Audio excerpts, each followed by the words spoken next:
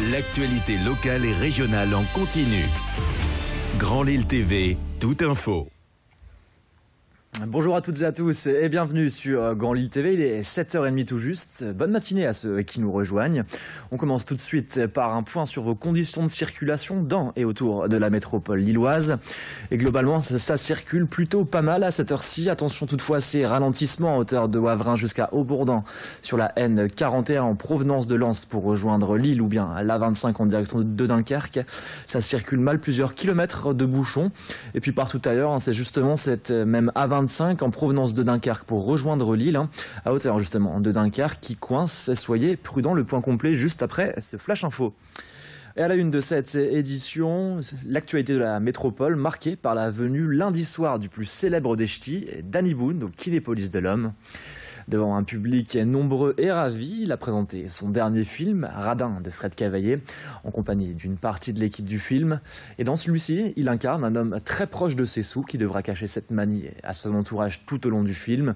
Et le moins que l'on puisse dire, c'est que les nordistes apprécient toujours autant l'acteur.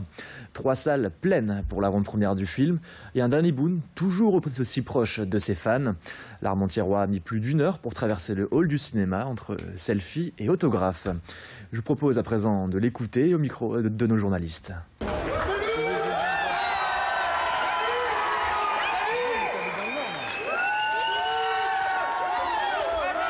Ce qui nous fait un total de 12,88 €. Ah non, moi j'ai 12,85 €. On n'a qu'à tout recompter, non, c'est plus prudent. Allez. S'il vous plaît. Ça va, mademoiselle s'est trompée, ça va? Ça arrive à tout le monde de se tromper, oui? Oh là là, les gens sont incroyables. Il est toujours aussi sympa et puis franchement naturel et j'ai des frissons partout. Vraiment, ouais, c'est le ch'ti parfait. Il a fait son autographe, je suis hyper contente. C'est mon acteur préféré et tout à l'heure je vais voir son film. Combien j'ai sur mon compte déjà? 248 596 €. Faut que je fasse des économies. Vous faites déjà des économies? Je peux faire mieux. Ravi d'être là. Très heureux, je cherche ma mère. Je suis votre fille. C'était super, franchement. Puis Danny Boone, je l'ai déjà vu plusieurs fois, pas mal d'avant-première en fait, et toujours très accessible et très disponible pour ses fans en fait. C'était magnifique, c'était un superbe film, si. Vraiment, c'est l'évasion complète, j'ai trouvé.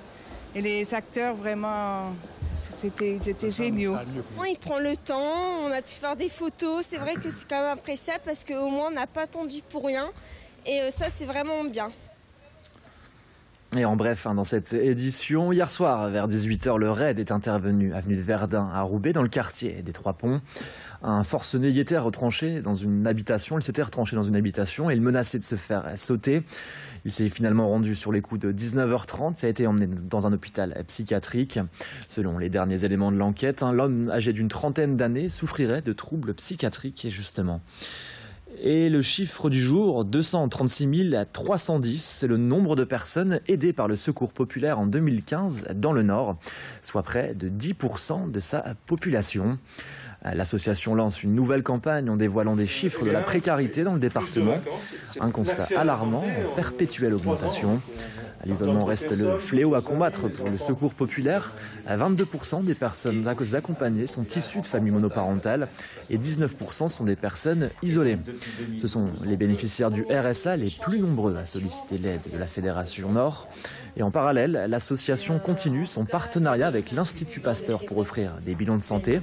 Un partenariat en place depuis 2011 et qui a permis à 467 personnes en 2015 de bénéficier d'un bilan complet.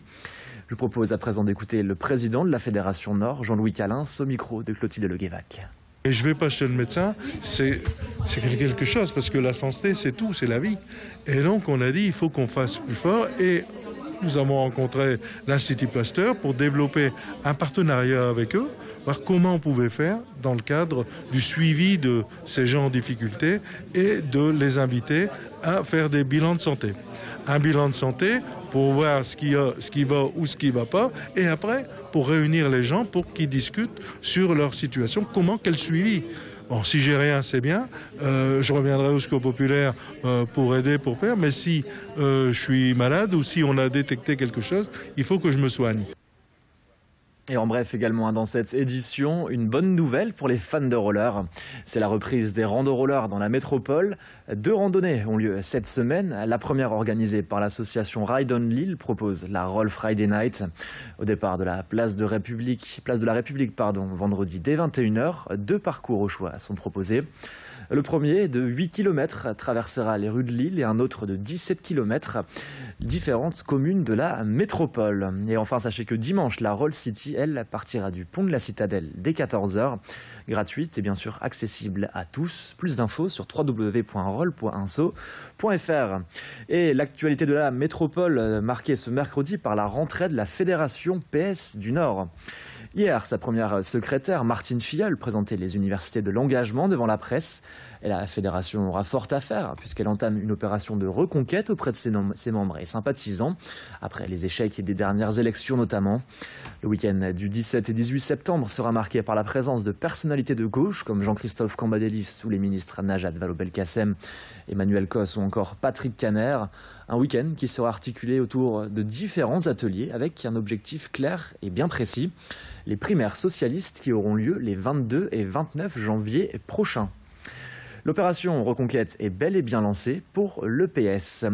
Allez, c'est la fin de cette édition. Tout de suite, on fait le point sur votre météo et les conditions de circulation. Belle journée à toutes et à tous sur Grand Lille TV.